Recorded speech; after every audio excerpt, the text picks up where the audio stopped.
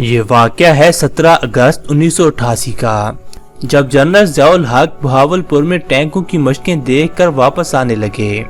طیارے میں کل 30 لوگ سوار تھے، جن میں صدر کے علاوہ امریکی سفیر آرنلڈ رافیل، پاکستان میں امریکی فوجی مشن کے نگران brigadier general Herbert, DGISPR brigadier Siddiq Salih کے علاوہ فوج کے اعلیٰ آفیسر بھی شامل تھے۔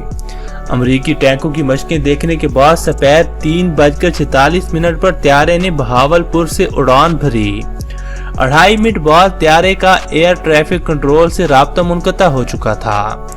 چند لمحے بعد ٹریفک کنٹرول آفیسر کو فلائٹ لیفٹیننٹ ساجد چودھری کی آواز سٹینڈ بائی سنائی دی۔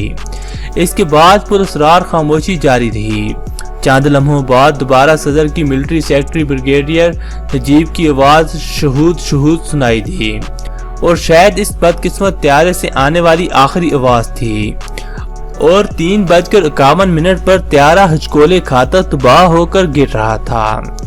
یہ واقعہ بہاولپور کے ہوائی اڈے سے 10 کلومیٹر دور دریائے ستلج کے پار بستی لال کمال میں پیش آیا۔ اس حادثے کے بعد قیاس آرائیاں کی گئیں کہ طیارے میں آموں کی پیٹیاں رکھوائی گئی تھیں، جن میں بم تھا، جو طیارے کے فضا میں بلند ہوتے ہی پھٹ گیا۔